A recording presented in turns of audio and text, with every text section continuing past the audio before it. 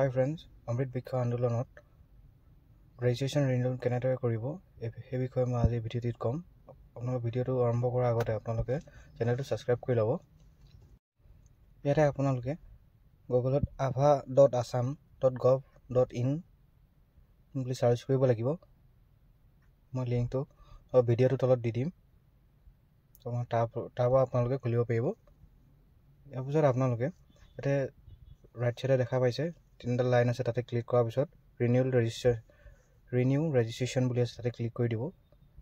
আপোনাৰ register number যোনটো দিয়া আছে মোবাইল নম্বৰ, সেই মোবাইল নম্বৰটো ইয়াত দিব।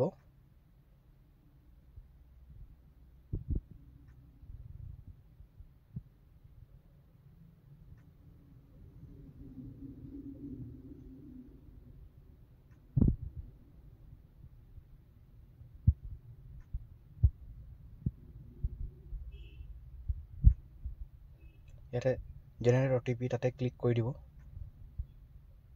আপোনালোকৰ যোনটো নাম্বাৰ দিছে তাতে আপোনালোকৰ OTP এটা যাব। OTPটো আপোনালোকে ইয়াতে ফিল আপ কৰিব। OTPটো দিয়াৰ পিছত আপোনালোকে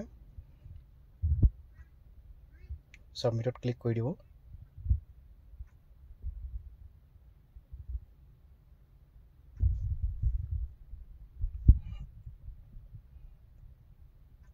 ইয়াতে সাবমিটত ক্লিক কৰাৰ পিছত আপোনালোকে তলত স্ক্ৰল কৰিব। আপোনাৰ গোটেইখিনি ডিটেইলছ আহি যাব, নাম, এড্ৰেছ, আপোনালোক কোনটো গোটত আছে সেইবোৰ গোটেইখিনি ডিটেইলছ আহি যাব। তাৰপিছত তলত দেখাৰ পিছত ৰিনিউ তাতে ক্লিক কৰি দিব। ক্লিক কৰাৰ পিছত আপোনাৰ ৰিনিউৱেল ছাকচেছফুল বুলি দেখাব। তাৰপিছত আপোনাৰ ৰেজিষ্ট্ৰেশ্যন নাম্বাৰটো আহি যাব, ৰিনিউৱেল হৈ যাব। তাৰপিছত আপোনালোকে যদি কিবা আপডেট কৰিব বিচাৰে তেতিয়াহ'লে আপোনালোকে ইয়াতে লগইন নাও অপশ্যনটো আছে, তাতে ক্লিক কৰি দিব।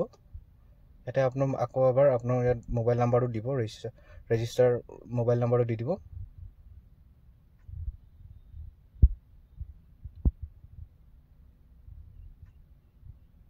তাৰপিছত ইয়াতে ক্লিক হিয়াৰ টু OTP তাতে ক্লিক কৰি দিব। ক্লিক কৰাৰ পিছত আকৌ OTP আগৰ নিচিনা ইয়াতে দি দিব। OTPটো ইয়াতে OTPটো দিয়াৰ পিছত লগইনত ক্লিক কৰি দিব। লগইনত ক্লিক কৰাৰ পিছত আপোনালোকৰ গোটেইখিনি ডিটেইলছ ইয়াতে ওলাই যাব। চেক কৰি ল'ব পাৰিব। যদি কিবা ভুল হয় তেতিয়াহ'লে আপোনালোকে আপডেট কৰি ল'ব পাৰিব। এনেদৰে কৰিব আপোনালোকে। ভিডিঅ'টো চোৱাৰ বাবে ধন্যবাদ। ভিডিঅ'টো লাইক, শ্বেয়াৰ এণ্ড চেনেলটো ছাবস্ক্ৰাইব কৰি দিব। ধন্যবাদ।